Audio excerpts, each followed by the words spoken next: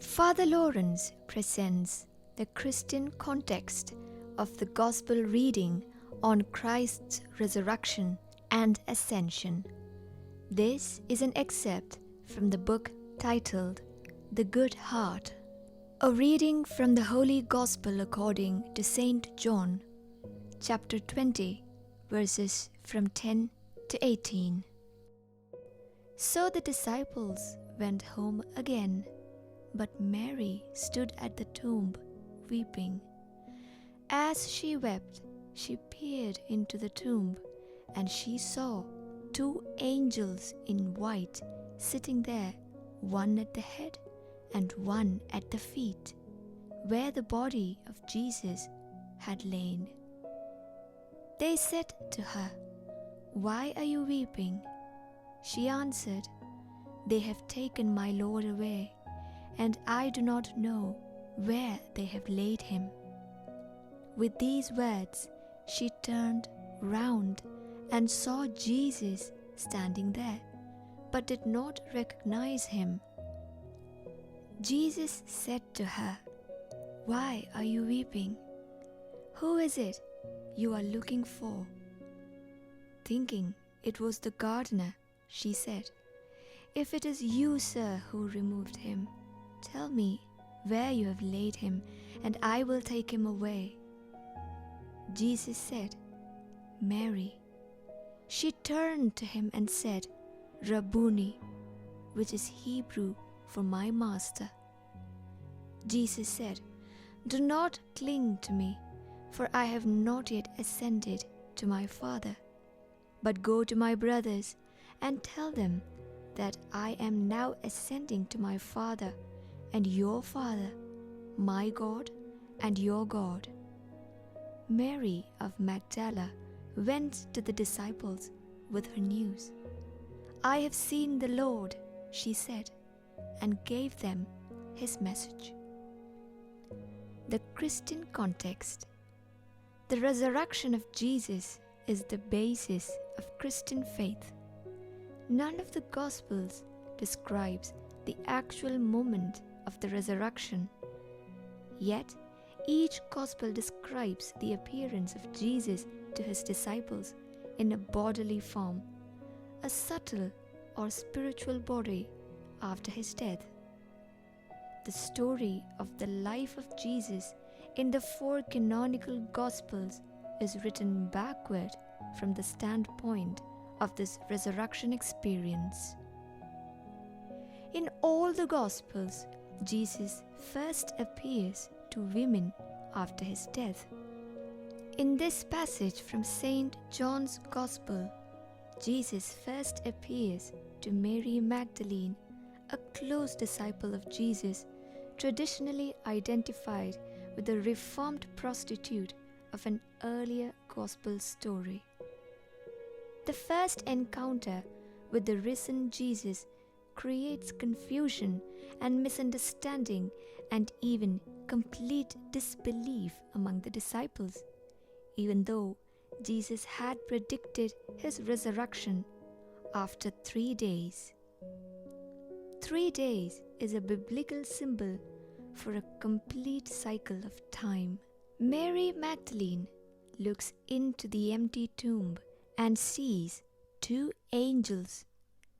The Greek word angelos means messenger. She does not recognize them as such, but when they ask her why she is weeping, she asks where the body of Jesus has been placed. Then she turns and sees Jesus standing beside her. He also asks her why she is weeping.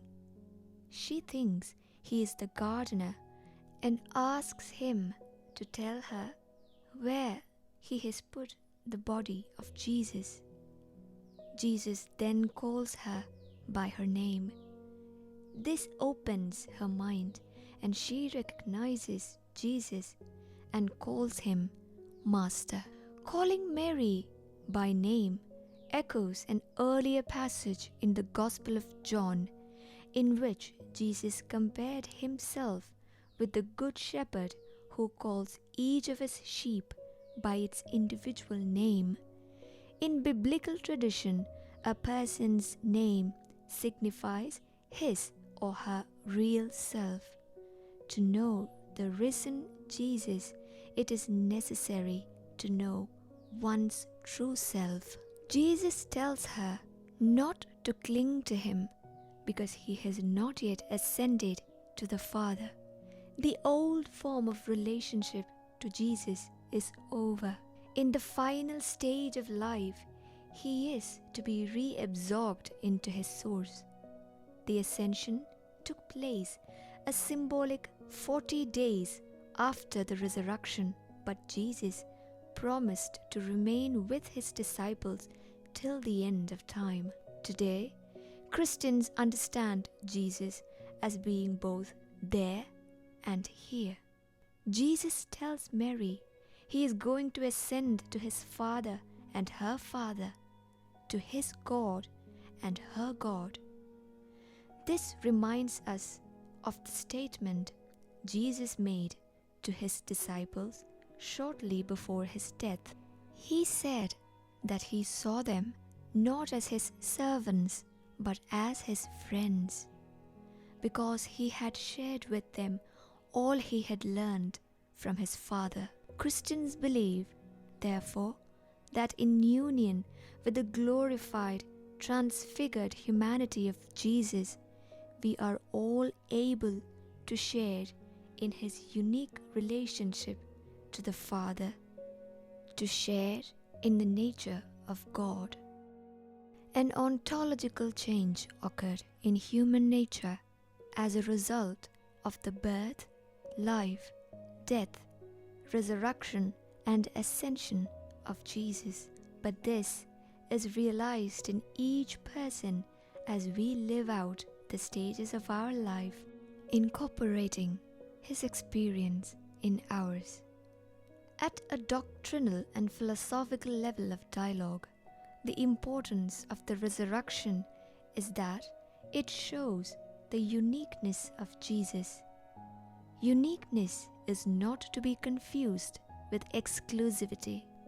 His uniqueness does not exclude other revelations of the truth, but the Christian belief would see Jesus as the full self-revelation of God in human form. This also manifests the true nature of humanity, its full self-revelation in the divine formlessness, as well as its fullest capacity for life, consciousness, and union with God.